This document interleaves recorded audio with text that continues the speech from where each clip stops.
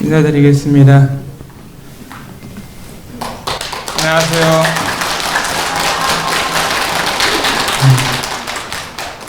우리 자매님들 주님 안에서 이렇게 2025년도 새해 이렇게 만나게 되어서 감사하고, 또 캠프에 와서 이렇게 함께 보면서 너무 행복한 시간을 보내고 있습니다. 방금 노래 불렀던 우리 권춘희 자매님은 이제 춘천 샘물단지길 교회에서 여러분들하고 함께 이제 오기를 원했었는데, 다른 분들 또 못 오시게 되고, 또 운전하시는 분이 또 못 오시게 되면서 가고 싶은데 어떻게 가야지 이 수양회를 올 수 있을까 하면서 기도를 했대요. 기도하면서 생각났던 사람이 김철희 형제가 생각이 났대요. 그러면 내가 춘천에서 안산까지 가면은 안산에 형제님이 나를 태워다 줄까? 그 저에게 전화를 오셨어요. 그래서 전화를 받으면서 아이고, 자매님 오시면은 제가 모시고 이제 수양해야 하는 데까지 갈 수 있다고 오시라고 이렇게 약속을 했습니다. 그 자매님 춘천에 아침에 새벽 3시에 일어나셔가지고 안산에 아침 9시에 도착을 하셨어요. 그래서 안산에서 제가 이제 여기까지 모시고 왔는데, 얼마나 이 자매님이 30년 전부터 두 딸을 낳아서 기르면서, 딸을 기를 때는 오고 싶어도 올 수가 없었지만도 지금은 딸들을 다 키워놨고, 또 오고 싶은 이 소원이 있어가지고 왔는데 이번엔 너무나 행복했다고 이런 얘기를 하시더라고요. 그러면서 이제 오늘 특송을 부르셨는데, 여러분들이 다 기억하시는지 모르지만 내가 여러분들을 기억합니다. 여러분들을 사랑합니다. 내 사랑을 하고 싶은 하늘에 있는 별들에게 내가 소원을 가지고 얘기합니다 하면서 여러분들을 사랑합니다. 여러분들을 기억합니다 하면서 이런 노래를 불러주셨어요. 너무 감사하고 고맙습니다. 마지막 시대에 이제 주님의 재림을 기다리는 자매님들의 신앙에 대해서 말씀을 하고 이제 마치는 시간이 됩니다. 먼저 하나님 말씀을 먼저 읽고 이제 시작을 하겠습니다. 베드로전서 4장 7절부터 몇 절을 읽겠습니다. 만물의 마지막이 가까웠으니 그러므로 너희는 정신을 차리고 근신하여 기도하라. 무엇보다도 열심으로 서로 사랑할지니 사랑은 허다한 죄를 덮느니라. 서로 대접하기를 원망 없이 하고 각각 은사를 받은 대로 하나님의 각양 은혜를 맡은 선한 청지기 같이 봉사하라. 그것까지 보았습니다. 마지막 시대에 4가지 신앙이다 하는 이 주제를 가지고 말씀을 드리기를 원합니다. 저는 이제 태어난 고향이 경기도 용인시 남사면 오남리 예암이라고 하는 이 시골 동네에서 태어났어요. 농사꾼의 아들로 이제 사남매 가운데 장남으로 태어났는데, 하늘에서 이제 비가 내려야지 농사를 질 수 있는 이와 같은 환경 속에서 가난한 가정에서 태어났습니다. 그런데 이제 태어나서 어린 시절을 행복하게 지내는 시간이었었는데, 저희 어머니께서 이제 누님을 먼저 낳으시고, 누님을 낳으시니까 이제 가족에서는 처음에 아들을 낳아야 되는데, 어머니께서 결혼하셔서 이제 오셔서 딸을 낳으니까 이게 대접을 잘 못 받으신 것 같아요. 지금은 뭐 딸을 낳으면은 많은 대접을 받고 더 이렇게 사랑을 받는데, 그때만 해도 한 거의 70년 전에 이와 같은 이제 저희 누님이 태어났을 때는 다음에 또 딸을 낳으면은 아주 쫓아낸다고 이렇게 얘기를 하셨는 것 같아요. 그런데 이제 그 다음에 저를 낳으실 때는 저희 어머니께서 아들을 이렇게 낳으셨습니다. 낳으셨을 때 이제 저희 집에는 다른 사람의 농사를 져주면서 이와 같은 향답을 하고 이런 일을 했었는데, 인천에 있는 이런 손님들이 저희 집에 그때 오셔가지고 음식을 해주고 또 명절을 이렇게 세워주면서 이런 잔치를 하는 시간들 가운데서 이제 제가 태어났습니다.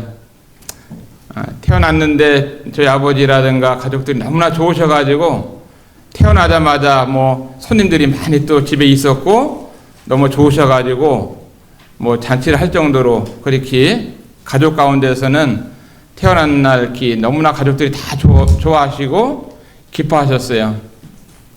그리고 저희 어머니께서 이제 또 제 밑으로 남동생을 둘을 더 낳으셔서 사남매를 낳으셨는데 위로 누님이 있고 밑으로 동생이 둘이 남동생이 있습니다. 그러면서 이제 이렇게 세월을 몇 년 지났을 때 제가 8살 되었을 때 초등학교를 다니고 있었습니다. 초등학교를 다니고 이제 학교에서 집에 오는 길인데 그 새마을이 내깔이라는 동네에 다리가 있는데 거기에 어떤 사람이 교통사고로 죽었다고 하면서 사람들이 이제 다 클릭하고 그런 소식을 학교에서 오면서 들었어요. 그런데 이상한 일이 그 현장을 가보니까 저희 할머니가 거기서 울고 있었고 또 어머님이 울고 계셨고 저희 식구들이 막 울고 있는 거예요. 그러니까 저희 아버지께서 미군차의 사고를 통해서 그 자리에서 돌아가신 거예요. 그때가 초등학교 1학년 때였습니다.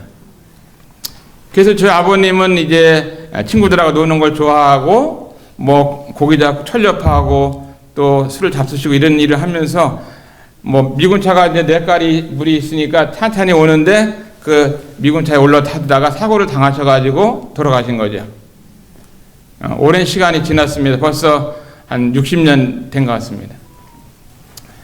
그래서 이제 아버님께서 계셔도 이제 시골에서 산다고 하는 것이 가난하고 어려운 시간들이었는데 아버님이 안 계시니까 더 어머니께서 일을 하셔야 되고 남자 일도 하셔야 되고 뭐 지게질도 하셔야 되고 나무도 산에 가서 해야 되고 농사도 해야 되고 또 할머니께서도 또 자녀들을 다 길러야 되고 하면서 이렇게 슬프게 어린 시절을 이렇게 보냈어요.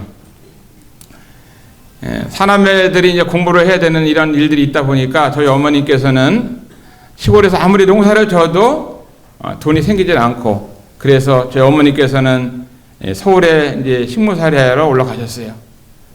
돈을 벌어야 자녀들을 가르칠 수 있기 때문에 그래서 이제 어머님은 1년에 한 번 정도 돈을 벌어서 이제 옷을 사가지고 또 자녀들에게 학교를 가르치기 위해서 돈을 벌어서 오셨고 할머니께서 저를 길러주셨습니다. 할머니께서. 그래서 어릴 때 이제 할머니께서 먹여주고 또 도시락 싸주고 또 빨래해주고 하면서 할머니 품 안에서 어린 시절을 지나게 됐습니다. 할머니께서 이제 기르시면서 저에게 영향을 가장 많이 준 사람은 그 많은 여인들 가운데 저희 할머니가 이렇게 길러주셨습니다. 그렇게 세월이 이제 몇 년 지났는데 영국에서 한 선교사가 대한민국 선교하러 오셨는데 여러 이 도시도 있고 또 서울도 있고 부산도 있고 있는데 그 시골 동네 저희 동네로 오신 거예요. 그분이 그 콕 선교사님이신데 선교사님께서 저희 동네 오셔가지고 하나님 복음을 전하시고 또 예배당을 짓고 하나님 말씀을 가르치고 하면서 10년 동안을 저희들에게 하나님 말씀을 가르쳐 주셨어요. 제가 초등학교 4학년 때부터 모임 안에서 나오게 되었고 이제 교회를 다니게 됐습니다. 그러면서 이제 선교사 영향을 받았고 그때 선명수 선교사님이 저희 시골에서 함께 계셨고 뭐 한상일 형제님도 시골에서 계셨고 이윤범 형제님도 이제 외미에서 또 사역도 하셨고 이렇게 여러 일꾼들이 외미에 복음을 전하고 하나님 말씀을 가르치고 이와 같은 사역을 하셨습니다.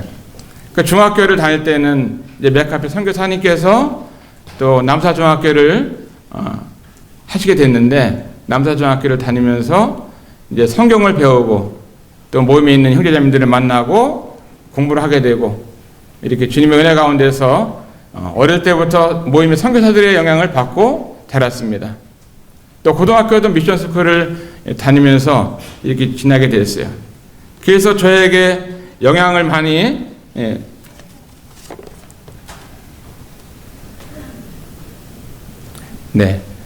눈이 온다고 그러네요.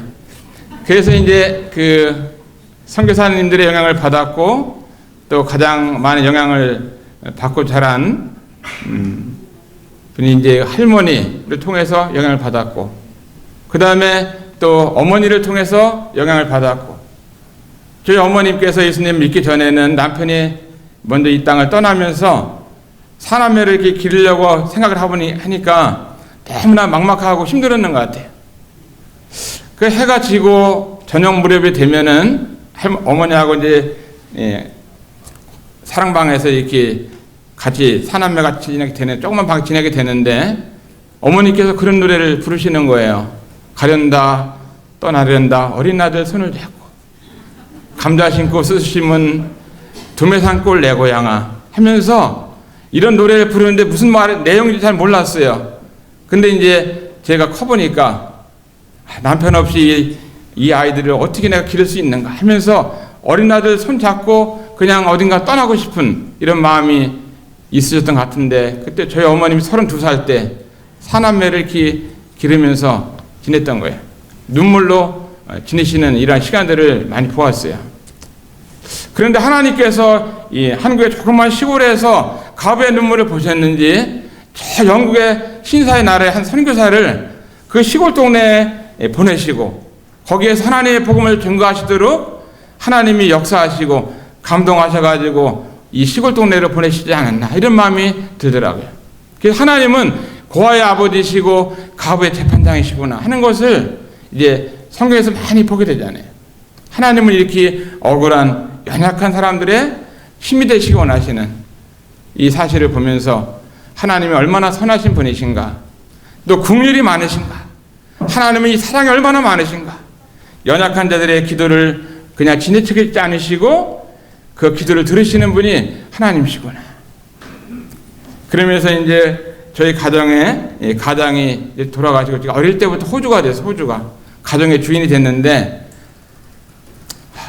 가정을 믿음 안에서 일찍 믿음의 가정을 세우면 좋겠다 이런 마음을 가지고 주님 허락하시면 나에게 하나님을 잘 믿는 아내를 주셔서 정말 이 슬픈 가정이 아니고 눈물의 가정이 아니라 함께 기도할 수 있고 함께 주님을 섬길 수 있는 이런 믿음의 여인을 만나서 믿음의 가정을 일찍 세우면 좋겠습니다 하는 이와 같은 소원을 가지고 기도를 했어요.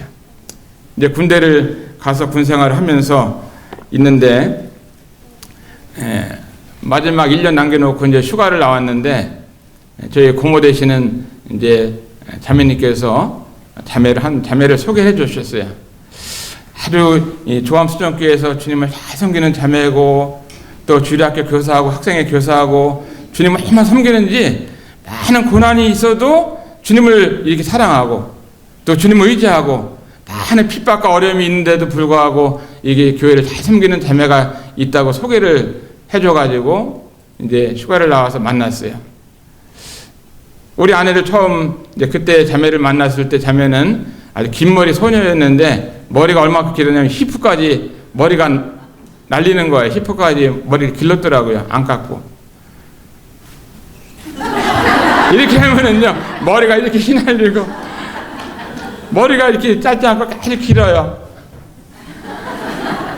그때 제가 이제 육군 상병이었는데 우리 자매를 만나면서 하나님을 잘 믿는 여인이고 또 믿음 안에서 이렇게 주님을 잘 배우고 주님 섬기는 자매를 만났을 때 자매를 만나자마자 이렇게 저 결혼해달라고 한 번에 딱 얘기를 했어요. 2번 이상 할 이유가 안 되더라고요. 저에게 시집 올 자매가 없는 거예요. 없는 것 같아요. 저에게 시집 오게 되면은 이제 시할머니도 모셔야 되고 또 시어머니도 혼자 돼서 시어머니도 모셔야 되고 그때 작은아버지도 결혼을 못하고 있었는데 시삼촌도 모셔야 되고 또 제 동생 둘이 있는데 시동생들 둘 모셔야 되고 또 신랑도 모셔야 되고 근데 어떤 자매가 이와 같은 환경 속에 결혼해서 온다고 그럴 수가 있겠어요. 근데 하나님께서 믿음 안에서 결혼해야 된다는 사실을 알고 믿는 형제하고 해야 된다는 사실을 알고 정말 1년 동안 기도하면서 나중에 결정을 했는데 저 결혼하게 됐어요. 얼마나 주님 앞에 감사한지. 그래서 저에게 영향을 준 사람들은 첫째는 할머니고 두 번째는 엄마고 또 세 번째는 바로 위에 누님이 있어서 누님하고도 오랜 세월 자취도 하고 생활하고 그 다음에 결혼해서 또 아내하고 살고 또 딸도 있고 그래서 1, 2, 3, 4, 5가 전부 다 이 자매들의 여인들의 영향을 받고 자란 거예요. 그러니까 김자매가 맞지요.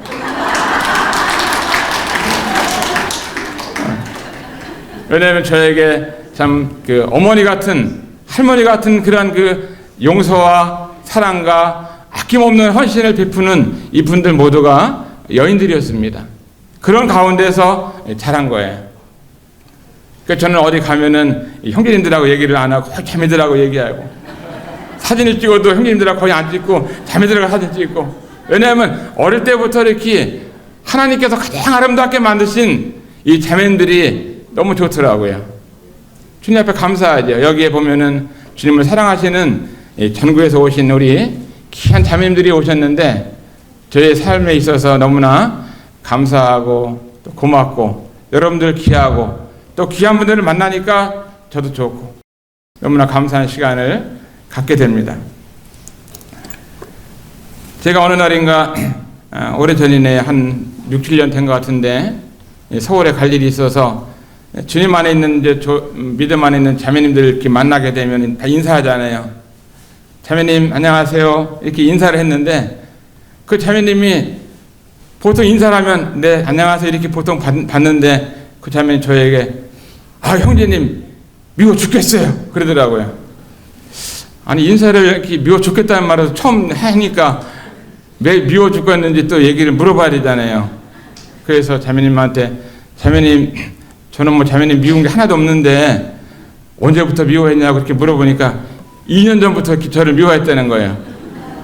그 이유가 뭔지 얘기를 해주셔야지 제가 고칠 거 있으면 고치지 얘기를 해주세요 했더니 아니 형제님 어서 아이들을 그냥 9명씩 다 집에 데려다 놓고 9명 데려다 놨으면 애들 길러야지 뭘 이렇게 맨날 장례식이 가고 뭐 자매수양에 가고 뭐 결혼식 가서 사진 찍고 맨날 여기저기 돌아다니고 입단식 가고 헌단식 가고 뭐 파송식 가고 애들 누가 길러요? 형제님 왜 여자를 그렇게 고생시켜요?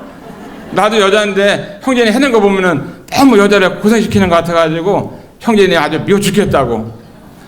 아니 한 번 미워하는 것도 한 번 살인인데 그러면은 2년 전에 저한테 얘기를 하지 왜 지금 인사를 하니까 지금 얘기하냐고. 그러면서 아주 마음속에 2년 전부터 형제님 보기만 하면은 듣기만 하면은 김철은 이제 미워 죽겠다는 거예요. 그래서 이제 제가 자매에게 설명을 해야 되잖아요. 형제님, 저 자매는 저는 그 우리 아내하고 결혼해서 믿음 안에서 교회를 세우고 개척교회를 동역하고 지금 하나님의 교회를 섬기고 지금도 우리 아내가 한 영혼이라도 전도하기 위해서 전도하고 또 한 영혼이라도 전도하기 위해서 아이들을 9명을 입양을 해서 기르는데 나는 한 명도 입양 안 하려고 그렇게 마음을 먹었다고. 근데 우리 아내는 주일학교를 활동을 하면서 여보 우리가 함께 주님을 섬기는데 영혼도 전도해야 되잖아요. 당신이 걸을 수 있는 힘만 있다고 하면은 입양이라도 해서 어디 뭐 주일학교를 몇 년 하다 보면은 학생회 가고 또 청년회가 대학 가면 애들이 안 나오고 그러니까 입양을 해서 도망가지 못하게 집에서 같이 먹고 자고 있으면서 입양해서 전도하자고 그랬는 거예요. 여보 입양하려면 돈도 많이 들어가고 그 다음에 애들을 대학 가르치고 결혼시키려면 얼마나 많이 돈이 들어가는지 한 명 기르는 게 몇 억씩 들어간다는데 어떻게 다 감당하려고 하느냐. 하나님 의지하는 사람이 뭐 이렇게 돈 걱정하느냐고 얘기하는 거예요. 그러면서 저녁마다 잠 좀 자려고 그러면은 여보 입양을 하려고 그랬는데 전라도 나주 가면 입양 해준다니까 한번 가자고. 저 강원도 동해 가면은 강릉 가면은 거기 불교 기관이 있는데 거기서도 입양 해준다니까 가자고 하면서 날마다 이렇게 저에게 얘기를 하는 거예요. 그러면 저는 여보 너무 힘들잖아. 지금 애들 1명, 2명, 3명 얘도 어떻게 다 기르려고 우리가 점점 나이가 들어가는데 벌어놓은 것도 없는데 어떻게 입양해서 하느냐고 하면서 얘기를 했어요. 근데 우리 아내는 그러면은 막 금식 기도를 하는 거예요. 금식 기도도 하루 이틀 하는 게 아니라 막 보름씩 한 달씩 막 해요. 밥을 안 먹어요. 물도 안 먹고 죽으면 죽는다고 당신이 나하고 결혼해서는 뭐 사랑한다고 했는데 나를 사랑한다고 해놓고 내가 원하는 것도 해주지도 않고 바라는 것도 해주지도 않고 입양하다가 맨날 안 된다고 그러고 돈 많이 들어간다고 하고 왜 내가 원하는 걸 해주지도 않으면서 뭘 사랑하는 거냐고 그러는 거예요. 말이 맞잖아요. 말이 틀린 말이 하나도 없어요. 사랑한다고 하면은 상대방이 원하는 것을 해줘야 되는데 저는 이 핑계 저 핑계 하면서 반대만 했잖아요.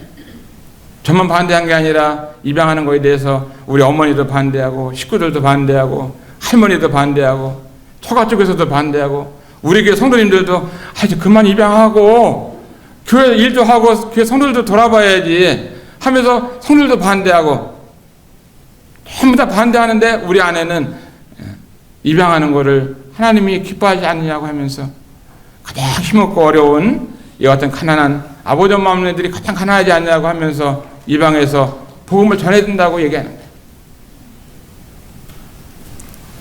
그렇게 아내가 그렇게 해서 그 자매에게 지금 그 얘기를 하는 거죠. 나도 얼마나 힘들은지 아냐고. 애들 지금 대학생이 4명인데 가르쳐야 되고 힘들다. 그런데 내가 입양하게 된 것도 내가 원해서 한 게 아니라 우리 아내가 이렇게 원해서 한 거기 때문에 나도 힘든 나를 위로해줘야지 나를 왜 이렇게 2년 동안 미워하냐 하면서 아내한테 그 자매한테 설명을 하니까 자매가 이제 내가 하는 얘기를 듣고 우는 거예요.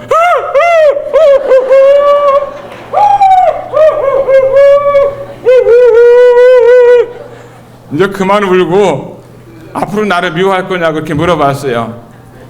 그랬더니 앞으로는 형제님 안 미워한대요.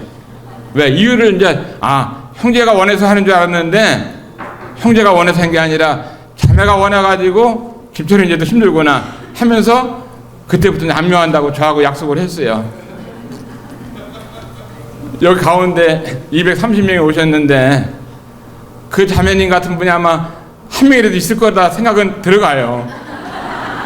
아니 지금 자매가 아파서 누워있다는데 어떻게 김철환이 여기까지 와가지고 뭐 폐사를 한다고 하면서 얘기를 하는데 자매 돌보고 애들 돌봐야 되지 않느냐 하면서 이렇게 생각하면서 뭐 생각할 수도 있겠잖아요.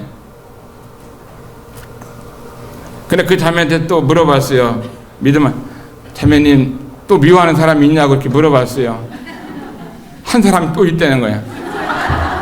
그 사람이 누구냐 이렇게 물어보니까 그 사람이 저 경상북도 항산에 김석태 이제 13명 난 가정 아주 그 형제는 또 미워 죽겠대.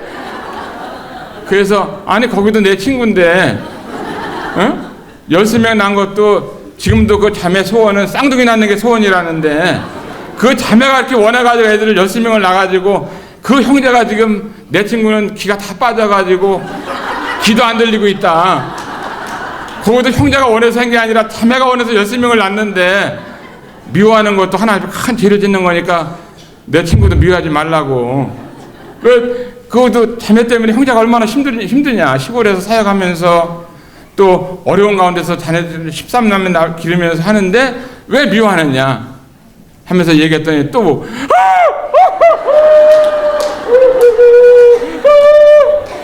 이제 그만 울어 하면서 그 자연의 마음속에 이제 그 형제도 미워하지 않는다고 얘기를 했어요.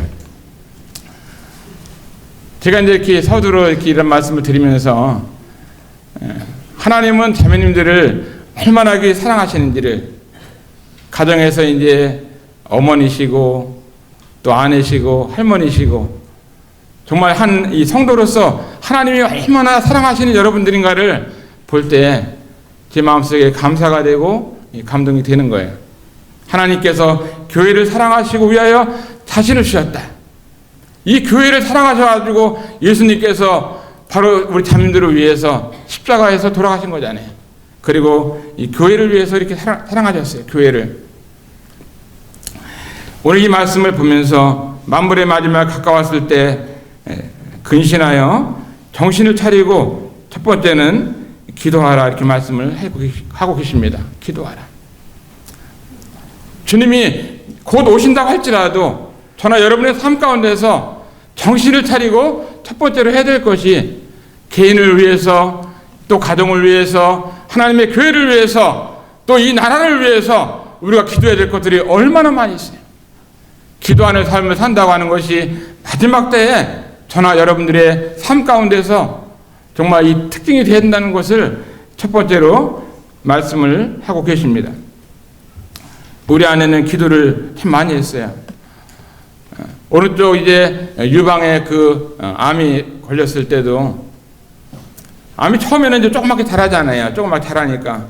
그 조그맣게 자랐을 때 바로 뭐 병원에 가서 치료하면 금방 날 수 있다고 생각돼요. 근데 이것이 세월이 지나면서 이제 커지잖아요. 그런데 하나님이 나를 고쳐주셨는데 내가 하나님을 의지하면 하나님이 고쳐주신다고 하면서 병원 안 가더라고요. 기도를 한 거예요. 막 금식기도 하기도 하고 새벽 2시에 교회 가서 혼자 기도하기도 하고, 저 고통이 와도 하나님만 의지하고 기도하고, 여보 아픈데 여보한테 이 보험을 하나 들어주면은 나중에 아팠을 때 치료도 받을 수 있으니까 보험도 준다고 하면은, 하나님 믿는 사람이 뭐 이렇게 보험을 들려고 그랬느냐고, 나는 안 들을 테니까 당신만 들든가 안 들든가 나는 하나님만 의지하겠다 하면서 얼마나 기도를 살았는지 몰라요. 기도하면서 하나님을 의지하는, 우리 아내가 이제 암이 걸려서 이렇게 여기 보면은 27cm가 이 혹이, 축구공만한 혹이 오른쪽 가슴에 그리 컸어요. 그때까지도 병원을 가기를 원치 않고 하나님만 의지하면서 기도를 했어요. 나중에 많은 분들이 기도해 주시면서 수술하게 됐는데, 오랜 시간 동안 수술하면서 아내는, 제가 말씀드리는 것은 뭐 우리가 올바른 기도를 해야 되겠죠. 한 가지는 이 기도하는 삶을 살아야 한다고 하는 것에 대해서 감사하고, 가정을 이만큼 일으킨 것도 사랑하는 아내의 기도를 통해서 아이들이 성장하고 또 가정이 세워지고 하나님의 교회가 세워졌다고 이 말씀을 드리게 되는 것입니다. 기도해야 된다 하는 것을 말씀드렸고, 두 번째는 8절에 보면 무엇보다도 열심으로 서로 사랑할지니 사랑은 허다한 죄를 덮느니라. 두 번째 삶은 저와 여러분의 삶의 특징이 이 사랑하는 사람으로서 특징되는 것이죠. 하나님은 사랑의 하나님이십니다. 하나님은 모든 사람을 사랑하시는 거예요. 하나님이 세상을 이처럼 사랑하세요. 독생자를 주셨으니 이는 저를 믿는 자마다 멸망치 않고 영생을 얻게 하려 하십니다. 하나님이 우리를 그렇게 사랑하셨어요. 사랑의 하나님을 우리가 믿고 있고 그분을 섬기고 있습니다. 세월이, 우리가 주님 믿은 지 세월이 10년 또 20년 30년 이렇게 세월이 지나가면서 저나 여러분의 마음 가운데 점점 성장해야 되고 커져야 된다는 것이 있다 할 것 같으면, 모든 사람을 사랑하는, 이 사랑하는 이 삶이 크기 때문에 뭐 레바논 선교지까지 선교도 할 수 있고, 이 사랑하는 이 삶 때문에 정말 주님을 점점 닮아가는 이 삶으로 저나 여러분이 특징이 되어야 되는 것이 맞는 것이죠. 주님을 믿은 지 오랜 시간이 지나도 사랑하는 것보다는 그냥 미워하는 사람들이 이렇게 많은지, 그냥 정말 몇 년 전부터 미워하는 사람이 있어가지고, 그게 아니잖아요. 이 사랑하는 것 삶으로 특징이 되어야 되는. 그래서 북을 툭 건드리면 북소리가 나는 것처럼 여러 성도님들을 누군가 이렇게 툭 건드린다면은 미운 것이 아니라 사랑하는 사람으로서 삶을 살아야 하는 것이 맞는 거라고 보는 것입니다. 제 마음속에는 누군가를 이렇게 미워하는 사람이 하나도 없어요. 그 사람이 나한테 잘해서가 아니라 내 마음속에 하나님의 마음을 담기를 원하고, 누가 나한테 좋은 얘기를 해주든 나쁜 얘기를 해준다 할지라도 그 사람을 미워할 만한 이유가 없잖아요. 왜냐? 하나님이 그 영혼을 그렇게 사랑하셔서 십자가에 죽으셨다고 하면은 내가 그분을 다 이해하지 못하는 것이지 사랑하지 못하는, 이건 아니잖아요. 사랑하는 사람으로 특징이 되어지고 이 성숙이 된다고 하면은 얼마나 하나님께서 기뻐하실까.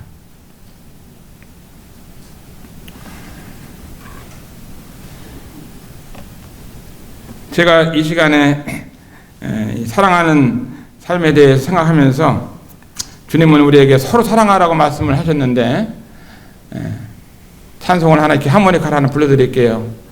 그 찬송은 사랑합니다 하는 이런 찬송인데,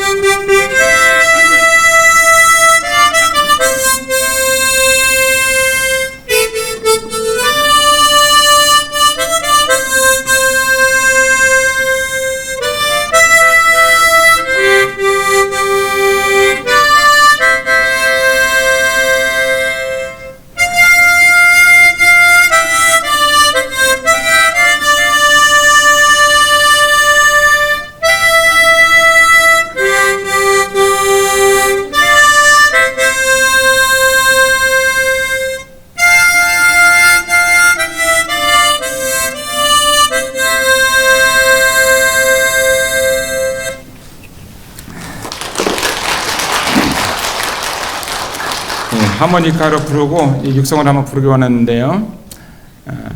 자매님들 사랑합니다. 이렇게 이제 가사를 좀 바꿔서 불러드릴게요. 사랑합니다 나의 예수님. 박수 치면서 사랑합니다 아주 많이요. 사랑합니다 나의 예수님. 사랑합니다 그것뿐이에요. 자매님들 사랑합니다. 주님 안에서 사랑해요. 자매님들 사랑합니다. 주님 안에서 사랑합니다. 사랑합니다.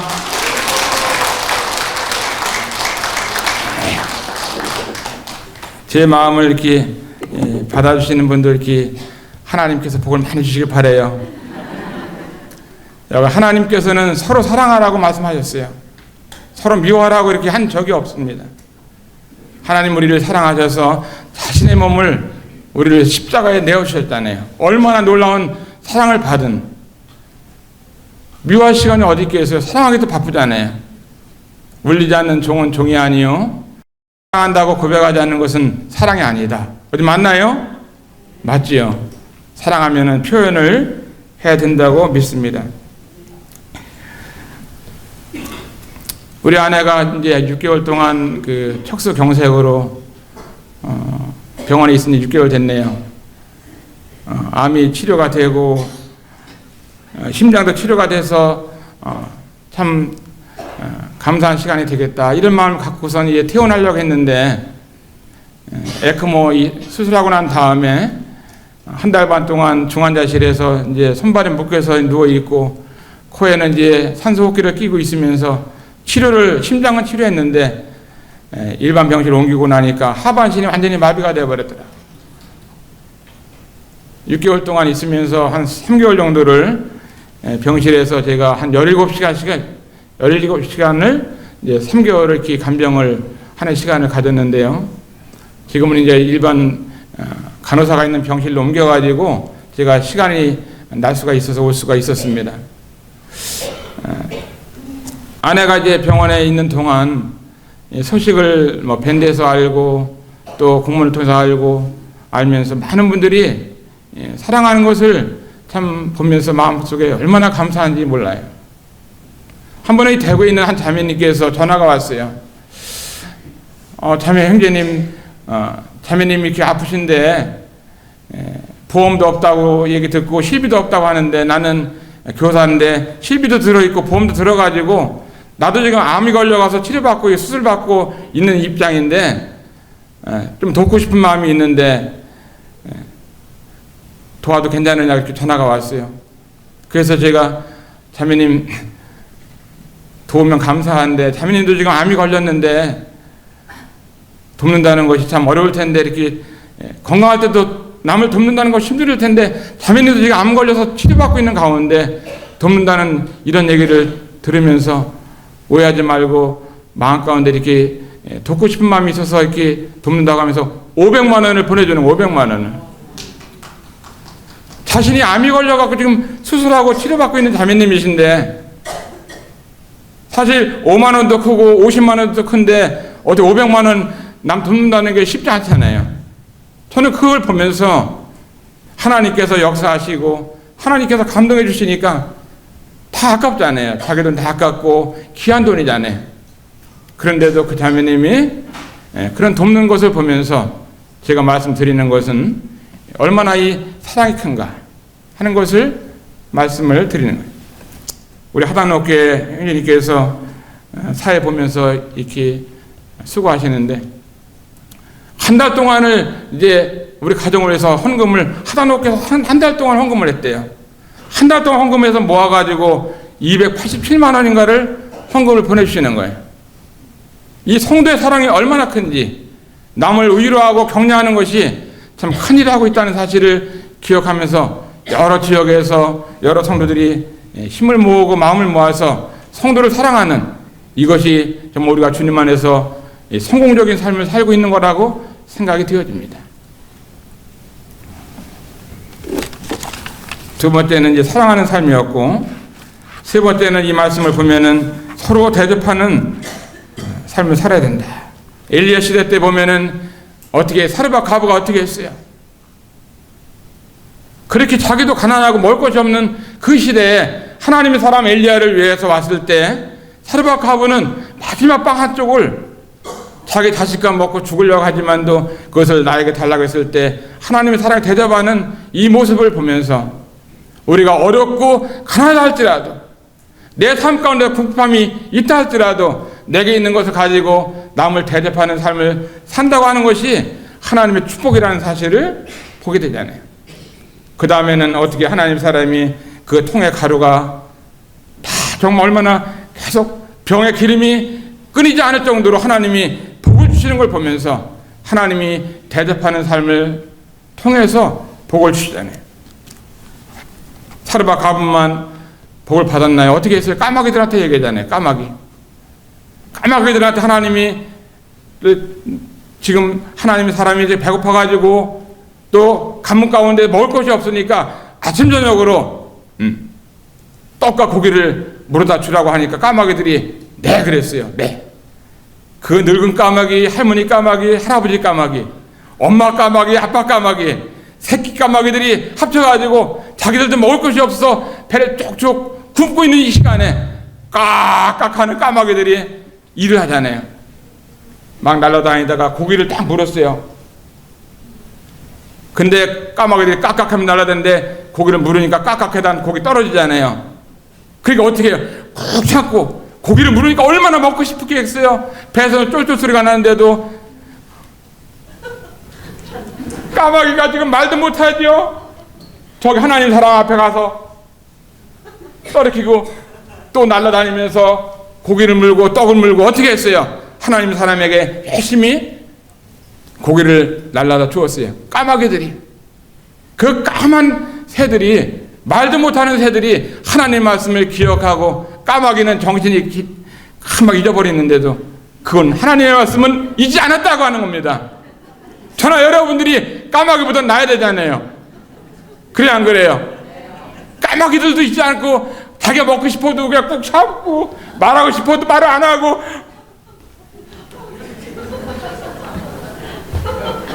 이렇게 했단 말이에요. 네 번째는 서로 봉사하라. 주님이 말씀을 하셨습니다. 서로 봉사하라. 이 섬기는 삶, 봉사하는 삶 얼마나 아름다운 삶이에요. 뭐 주님이 곧 오신다 할지라도 우리의 삶에 서로 봉사하는, 은사를 따라서 주님 봉사하고 섬기고, 어린아이가 있었잖아요. 보리떡 5개, 물고기 2마리를.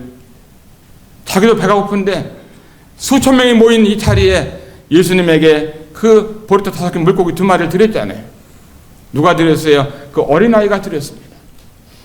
어린아이는 그 드리는 걸 누구한테 배웠을까요? 집에서 자기 엄마에게 배웠어요. 엄마. 우리 엄마를 보니까 늘 누구를 오면 주는 걸 배우고 또 섬기는 걸 배우고, 우리 엄마 보면 손님들을 접대하고 손님이 오면 맛있는 거를 접대하는 걸 어린아이가 보았던 겁니다. 그리고 말하기를 너에게는 누가 달라고 하면 너도 주는 삶을 살아라 하면서 어린아이가 이렇게 그 어머니에게, 아버지에게 배운 겁니다. 우리 아이들은 부모를 통해서 배우는 것입니다.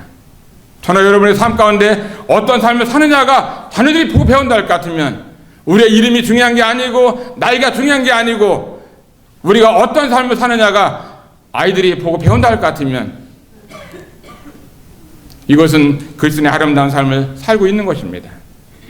그 어린아이의 이름이 중요하지 않고요, 나이가 중요하지 않고 어디 사는지 누군지 모르지만 이 세계에서 가장 유명한 아이가 있다면 보리떡 5개, 물고기 2마리를 주님 앞에 드렸던 그 아이가 지금도 하나님이 복음이 증거되는 곳에 전달되고 있다고 하는 거예요.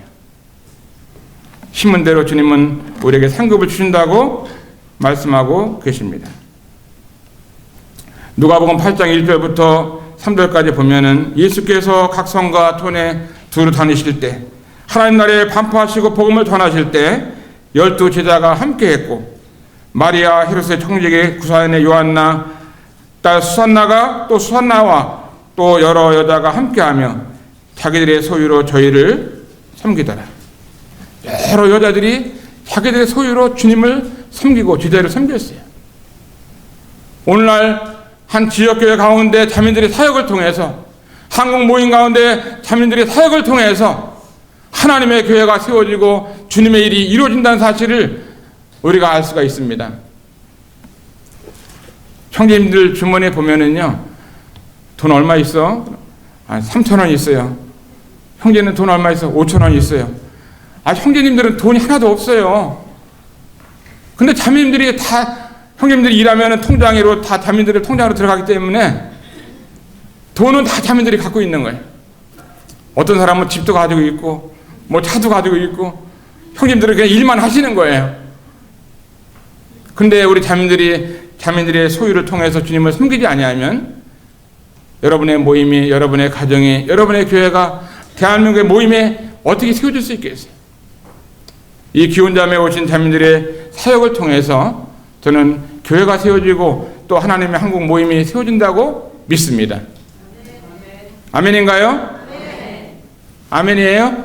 아멘이죠. 아멘이. 자매들의 사역을 통해서 세워지는 것입니다. 인생의 목적은 이 부자 되는 데 있는 것이 아니라 주님의 뜻을 따라서 순종하고 주님을 기쁘시게 하는데 목적이 있다고 하면은 마지막 시대에 우리가 함께 기도하고 또 서로 사랑하고 또 대접하고 또 서로 섬기는 봉사하는 삶을 사신다고 할 것 같으면 하나님께서 얼마나 기뻐하실까 하는 생각이 들어갑니다. 마지막으로 여러분들에게 인사드립니다. 사랑합니다.